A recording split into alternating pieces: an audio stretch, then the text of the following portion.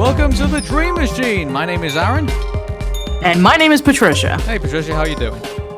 I'm doing good, thank you. Yeah, so welcome to basically what is, I guess, the sequel to Pix Mix with Arun and Patricia. It is Dream Machine with Arun and Patricia. So with this particular episode, this particular series of podcasts, we're going to be concentrating on DreamWorks animation films. Now, we would do all the DreamWorks films, but as you can probably tell, there is quite a lot of DreamWorks films out there. So instead, we're going to just concentrate mainly on the animated ones, and also we'll touch on some of the TV and also the direct-to-video specials as well. So, for those of you who are familiar with Pix Mix with Arun and Patricia, we actually did randomly review Pixar films, and though while it was a kind of a fun concept, it kind of gave us with a bit of highs and lows and a bit of a mess really in regards to that. So instead, what we're going to do is we're going to basically do the DreamWorks films somewhat in order, but however, any particular like Halloween themed or any Christmas themed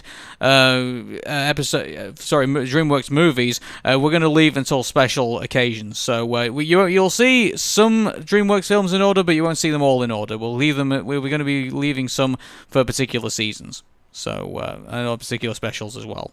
So yeah. So Patricia, shall we start off with our first film? Yes, let's do so. Okay.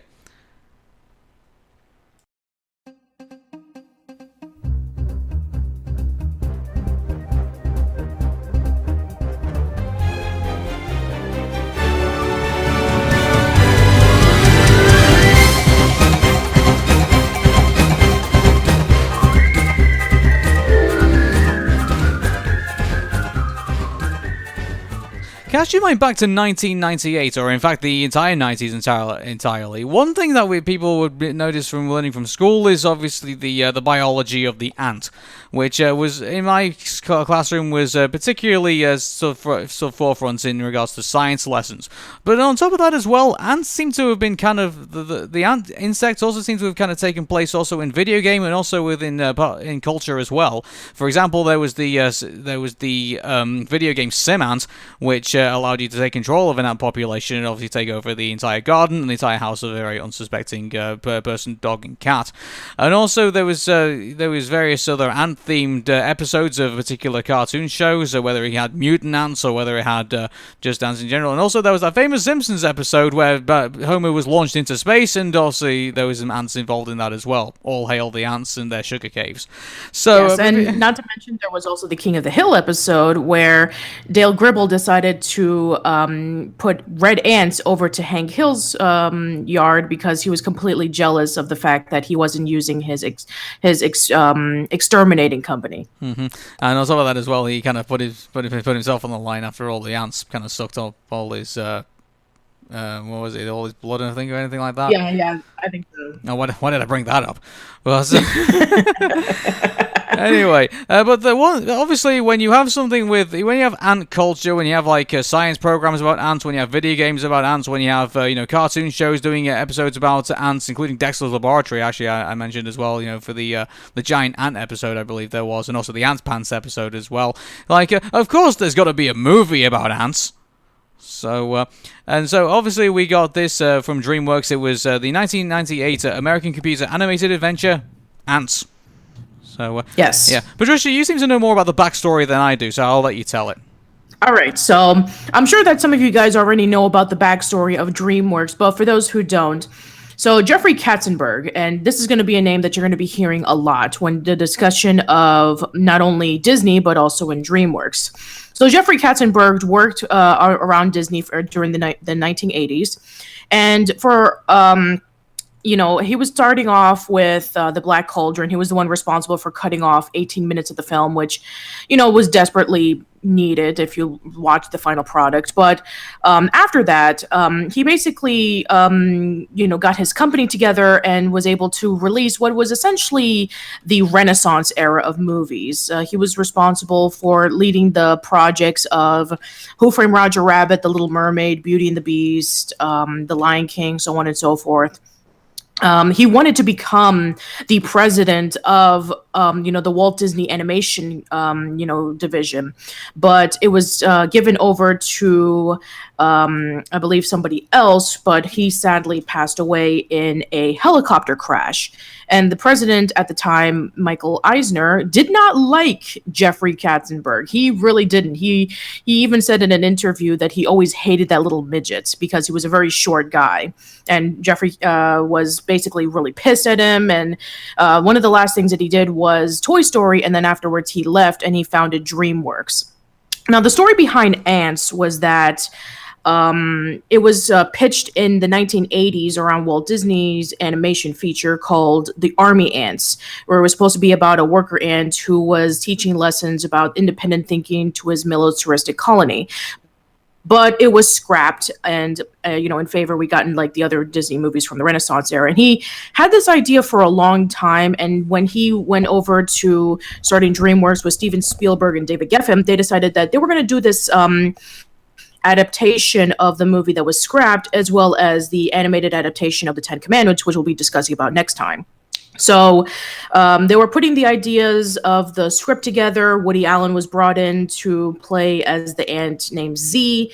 And it was kind of like trying to make the dialogue into very similar to a lot of Woody Allen films, very direct and very kind of like dry humor, but at the same time, very witty. And so with all of that put together, there was like a huge bit of marketing involved with not only with Woody Allen, but there was also Sylvester Stallone and Jennifer Lopez and Sharon Stone and a whole bunch of other people who were involved with the movie. And there was the talks of, being a huge, 3D animated film in the time in which when Toy Story was released. And then Antz came out a few weeks before A Bug's Life. And even still to this day, there was still a huge debate about who came up with the idea of, ants living in a colony and, they were being bombarded by, like some sort of bigger, conflict, whether it be the case of A Bug's Life, in which it's the grasshoppers, and whether it's the case of Antz, in which is the militaristic colony who wants to wipe everything clean and start off again from scratch. Mm-hmm. So, that's pretty much the condensed version of Antz in a nutshell. Yeah, with regards to the Black Cauldron, in regards to shaving out 18 minutes off that film, I think that film was 18 minutes too long for me.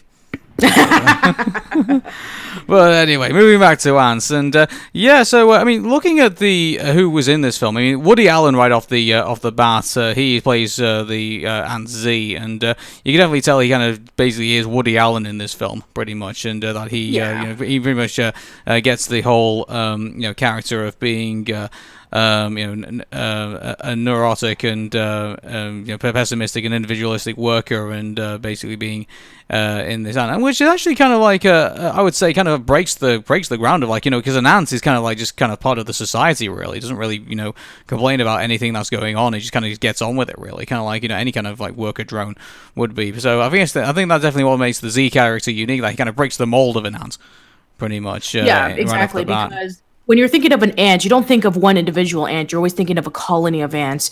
Ants are working together so that they can be able to make their colony bigger, or to take care of the queen ant, or to defend against like the bugs who are trying to take over the colony. So I would say that in comparison to A Bug's Life, it definitely captures the life of an ant much more accurately. I love the beginning of the film where it's kind of like it's kind of going into like the psyche of the character, where he's there on pretty much on the couch, basically, kind of a la Helga on the couch from Hey Arnold, and he's kind of like saying, I'm not a real individual, like I'm more than this, like my mother never had time for me. Like, which is kind of hilarious because ant queens have like millions of offspring. Pretty much, so those types of things were pretty hilarious. And then after that, we go straight into the title, and pretty much to Antz. So, what do you think of kind of kicking off the film? I think it's brilliant, by the way, because it really just shows you about what a life of an ant is. With Z just walking around, and we see the about how baby ants are separated from worker to soldier, and we see about how workers are training to dig the dirt, and we see just the scale of it. The scale is so big, of just so many ants working together to create the megatunnel. And I mean, when at the time, and I saw this movie in theaters, by the way. The movie was like massive. Like everything was just like so huge when looking at it in the perspective of an ant. Mm-hmm. And so, also you get the whole idea of basically what the ant colony is. It is anything. It is like a massive city. Like you probably know different being this whole ant colony takes place in Central Park in New York City, and it pretty much kind of emulates New York City in a way. Like how big it is and how spectacular it looks and everything. So definitely. And I was in Central Park last year, and it is that huge. It is a massive park. Mm-hmm. So, we're introduced to the Woody Allen, who obviously plays Z41795 is his full name, also known as Z, who is a neurotic, pessimistic, and individualistic worker living in a wholly totalitarian society who longs for the opportunity to truly express himself. His friends include fellow worker Antz, I can't pronounce this. Azteca. I keep forgetting to pronounce it, and a soldier Ant Weaver. Z meets Princess Bala in a bar where she goes through escape after suffocating royal life, and falls in love with her. So obviously you kind of get, I don't know, like the way it kind of goes from like, oh, it looks like it's going to be something unique, and then it kind of goes into like the whole, like, oh, here's a love interest, and the main character goes after the love interest. And to be fair, this is 1998, so I think, and with obviously the whole like other romantic films of the time, I think obviously it was kind of like doing a kind of a mold, kind of like not fitting into the mold of that time, I guess you could say. Sure, definitely. And, with the people who play in this movie, like Jennifer Lopez, I mean, this was when she was like beginning her long-standing career. She was doing Selena about a few years prior, and I think she released her album around the same time. So her name was really starting to get out there. Mm-hmm.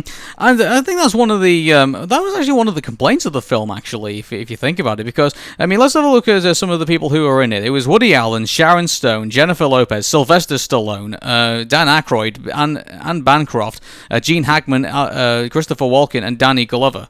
And but here's the thing about this: when you walk into this film and you sit in the title character played by Woody Allen, you're going to be kind of like, I think that's kind of what you're going to be in for. I think with all the celebrity voices. I think that Woody Allen is not known for doing any kids movies. He's known for doing movies for adults. Mm-hmm.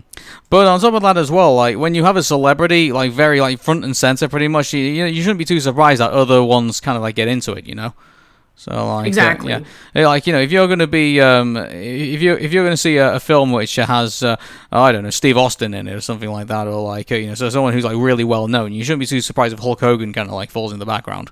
Yeah, that's fair enough. Exactly. So in order to see Bala again, Z exchanges places with Weaver to join the army, and he marches with the ranks, befriending a staff sergeant named Barbados in the process. You guys will forgive me, everybody, because the pronunciation of the names really do kind of like fall from my head. But they are kind of weird, aren't they? You have Bala, Azteca, Barbados, Grebs. It's kind of weird. I think they were kind of going for like, oh, well, don't call them Bob and Bill and things like that, which kind of would have made more sense to give. I know, obviously, I guess maybe it is kind of like a play, I guess, on you're giving like people who have no individuality like very individual names. It's not like in A Bug's Life, in which you have very simple names like Flick and Ada and Dot, very simple names. I guess, in this case, they want to make it more complex. But it's like, it's just, I think it's like, if you think about it, we can name like most of the Bugs Life characters, like Flake, Hopper, and the various other ones as well. But we can. I got to be honest, in Antz, I can only really name one character off the top of my head, and that's Z. Well, yeah, because the letter Z, obviously. Oh, Z, obviously. So, they should have, in my opinion, they should have gone with more recognizable, names. I guess maybe, and Z stands out, doesn't it? It does. It does sound like something, and also we'll get further into this into the film as we go along. But Z changes place with Weaver, And so he ends up in the in the army, and I guess some of the politics you get to see in the film as well. I mean, like you can see that obviously the what was General Mandible. General Mandible. You can obviously see that he's obviously doing some power play behind the scenes, and he's he's taking all the ants that are loyal to the Queen, and he's sending them off on basically on a suicide mission off to go fight some the termites. So obviously the Queen's trying to be basically wanted to be ambassador, and they're trying to prevent a war. But Mandible basically shoots her down and says, "No, this is what needs to happen." So you can tell there's some very clever power play going on behind the scenes, which is kind of kind of feels more to real life than people kind of give credit for. Yeah, So. exactly. I mean, what he's essentially trying to do was that he's just using every single bit of the ants so that he can be able to gather up the stronger ants and then eventually just wipe off every weak ant and then start anew. And I guess, the termite colony, which, they were probably eventually going to use as like new territory, as soon as like the ant colony was like washed away. Mm-hmm. And I thought that was like really clever. Like the planning was there just from the very beginning. When in the beginning of the movie, when we see Mandible and Colonel Cutter talking to the foreman about how their ants are weak and undisciplined, and then you just see him talking in the background about 4 more days, we're gonna have a fresh start, and we're gonna have stronger ants, and we're gonna wipe away the weak, and it definitely plays into the whole Darwinism of survival of the fittest. Yeah. Some people found the Cutter character kind of a bit weird that it's voiced by Christopher Walken. And but I don't know, I never really noticed that. I thought Christopher Walken fit in just fine. Yeah, absolutely. I mean, maybe when you look at his other roles in which, okay, it's admittedly that he does have his awkward pauses and his stuttering and all that kind of stuff, but the fact that he doesn't really say a lot, and the times in which he does talk, he's very stern. It does make a lot of sense. Mm-hmm. I think he fit into the role pretty fine. I think the fact that people just can't find Christopher Walken kind of weird anyway. He appeared in that what was that music video? Yeah, Fatboy Slim. Fatboy Slim. Yeah, he was doing the He was doing the dancing of that, yeah. And when you look at that dancing and the choreography, it's actually pretty brilliant. Mm-hmm. You can do this, you can do that. You can do this, you can do that.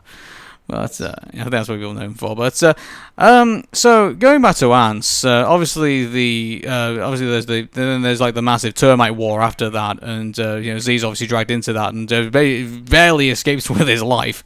And the one thing that I really do have to appreciate Antz over A Bug's Life is that when you see A Bug's Life, all the bugs are pretty much the same size. Let's just take the example of Flick with Manny, the praying mantis. They're pretty much the same size, except Manny's a little bit taller. But the scene in which when Bala is crawling up into the praying mantis is gigantic.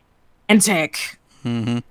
It's huge. And then when you go over to the scene with the termites, the termites are gigantic and they're shooting acid. It looks very terrifying. I can imagine with maybe for a little kid, they'd be freaked out by it because of its teeth and the eyes and, the massive size of the termites. And when they're crawling down from the log and then the ants are pretty much dying and getting themselves killed over fighting these termites, which even though that, they have huge numbers, but the termites, they're stronger and, they have more of an advantage. And that's actually pretty, dark for a kid's movie. Mm-hmm.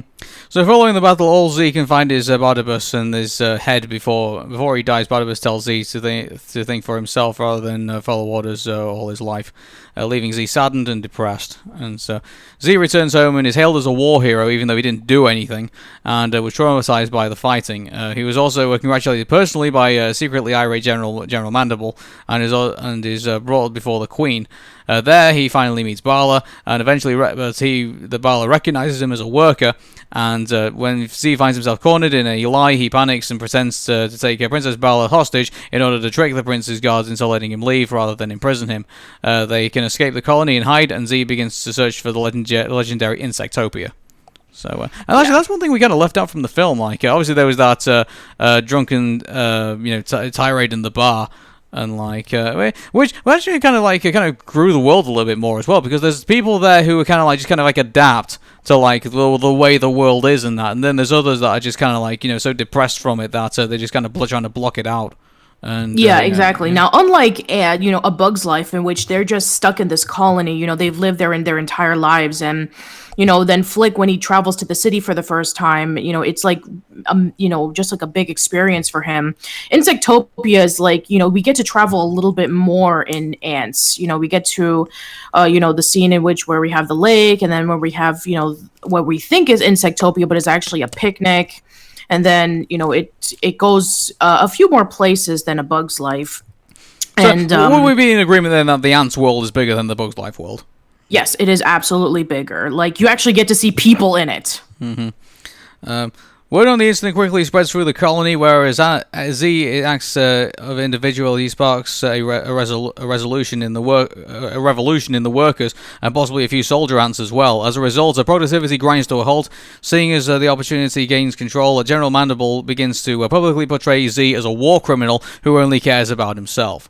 So there's obviously there's that point. Reaver's still like trying to portray himself as like one of the worker ants. And it pretty much just sticks out because Weaver is like this gigantic muscle bound ant, while everybody else is like really small and they're a lot more thinner. But at the same time, I mean, if you know about ants, I mean, they can lift a lot of weight. They can lift like maybe 4 to 10 times their body weight.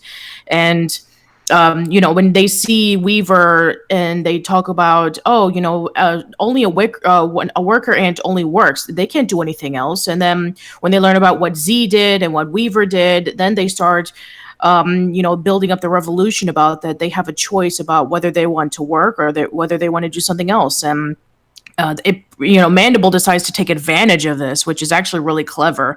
He decides to take advantage of the fact that, hey, these worker ants want to be appreciated for all the work that they've done, and we're going to give them more food and we're going to give them less work, and then we're going to have this huge ceremonies of the mega tunnel opening, and then it all leads up into the ants gathering up together and being sealed. And that's when the lake starts rushing in, which again, Mandible's able to take an idea that he had from the beginning and able to like twist it into his own ways and kind of like sucker everybody in, which is actually pretty clever. Yeah. What do you think of Sylvester Stallone as Weaver? Because to me, at this point, Sylvester Stallone playing as a soldier, it's not surprising. I mean, he's done it in Rambo and and a whole bunch of other characters. Yeah, but in Rambo, he's more softly spoken. In this, like, he's got to be more elaborate, and it doesn't. I don't know. Like, I don't really like Sylvester Stallone that much as a voice actor, to be honest. Yeah. Sylvester Stallone. I mean, he's a great actor. Don't get me wrong. Oh yeah, he is. Rocky and Rambo and a whole bunch of characters, but yeah, I mean, and the surface, him playing as a soldier makes a lot of sense, and him being interrogated and but he's got to be more wacky though as a character, and yeah, he does go through a dark moment. The interrogation scene is pretty striking. To be honest, that you see him battered and bruised and bloody, like that's crazy to watch in a kids movie, pretty much. Yeah, and even when I was a kid, when I was watching this movie with my sister, and when they were at the bar, and Weaver and Z are talking about like, hey Z, I've known you for a long time, and ever since we were little, you've always been complaining. What are you bitching about? I think that was like one of the first times in which I heard the word bitching or even the word hell in a kids movie. Yeah, it's like I was surprised they even know what a bitch is. Given their ants. Like, yeah, exactly.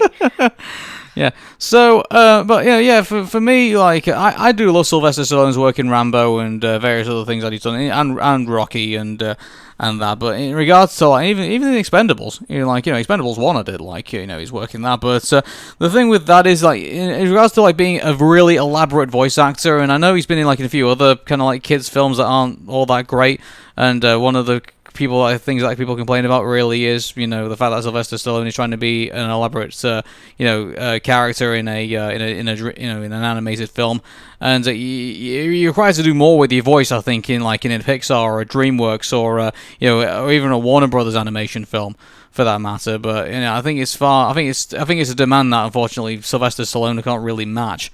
Exactly.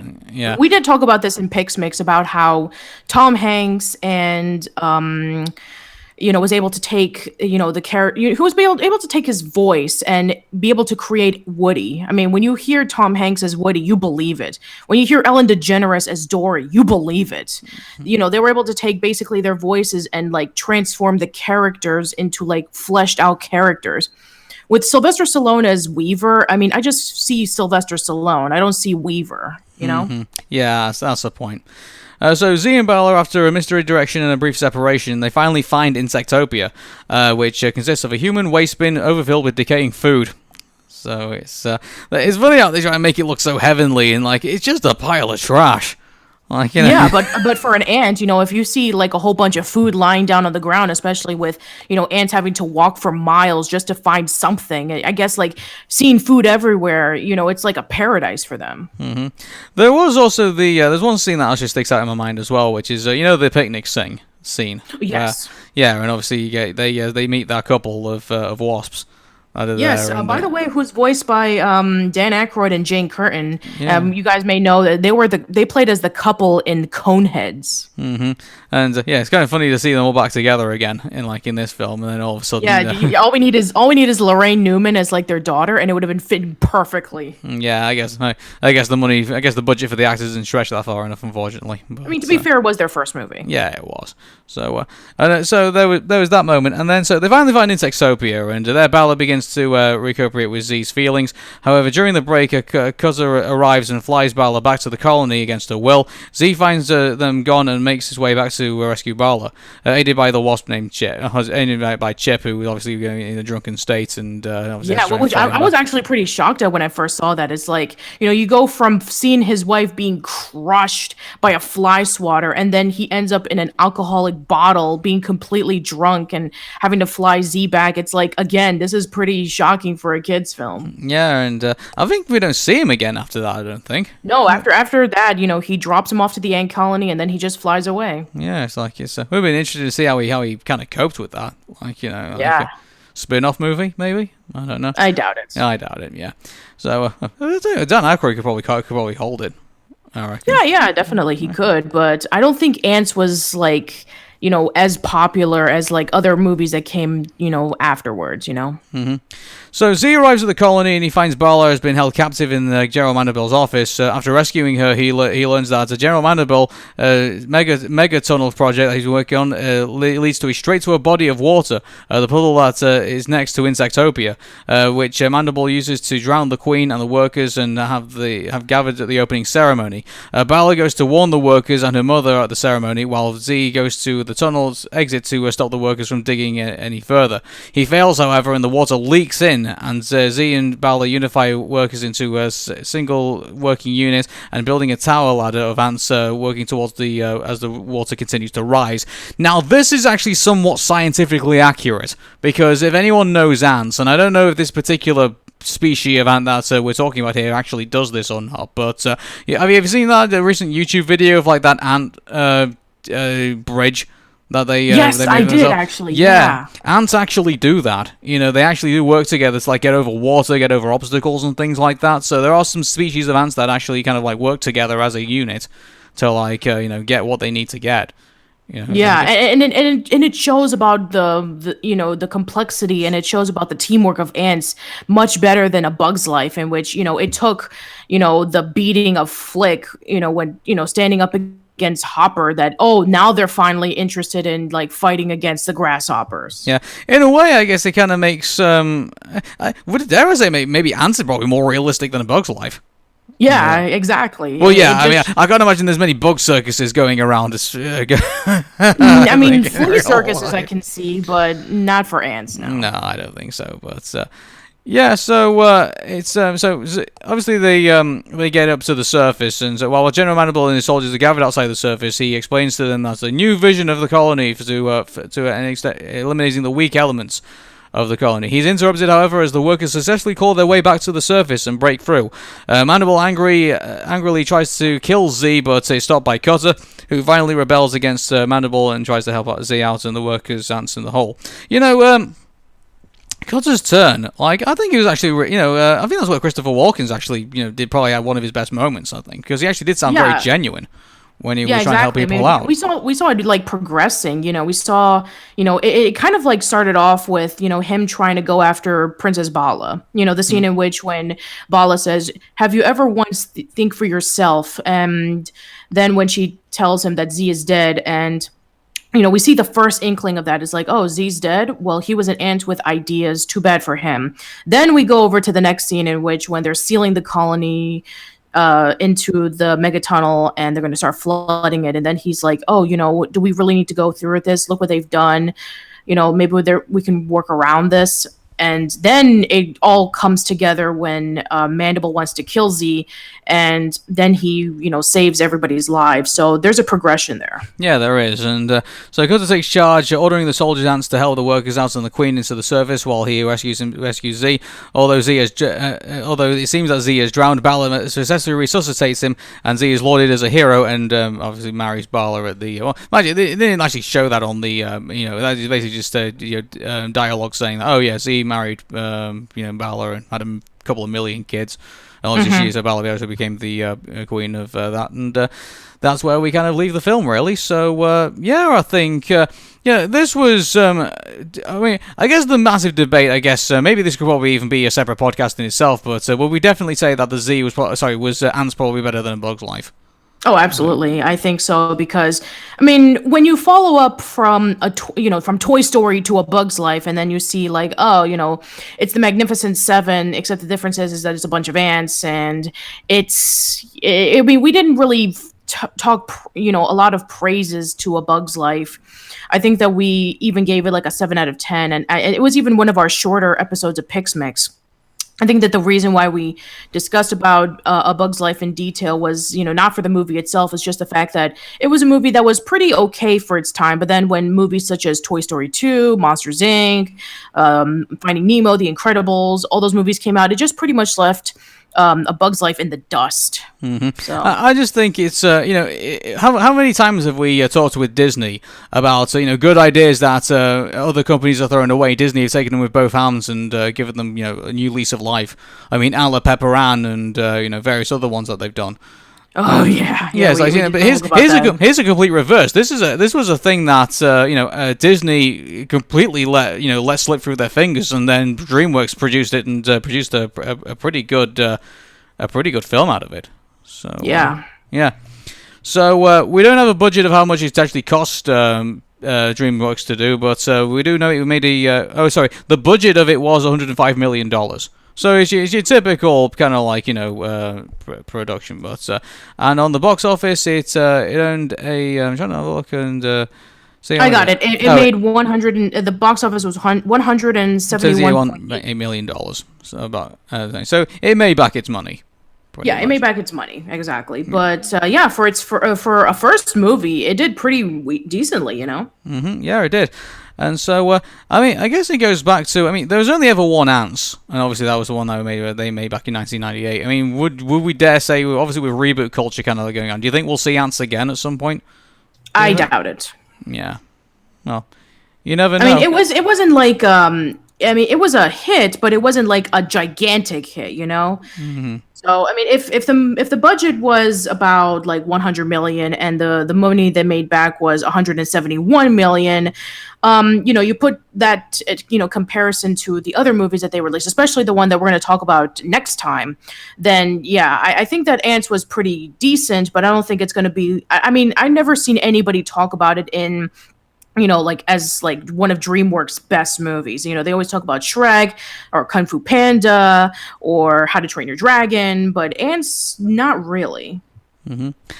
And so, we close off our first episode of Dream Machine, and obviously we're going to be moving on to our next one, which is going to be The Prince of Egypt. So, everyone, thanks very much for checking out this episode of our podcast, and we'll be checking you out next week. So, from me, Aaron. And Patricia. Take care, and bye for now.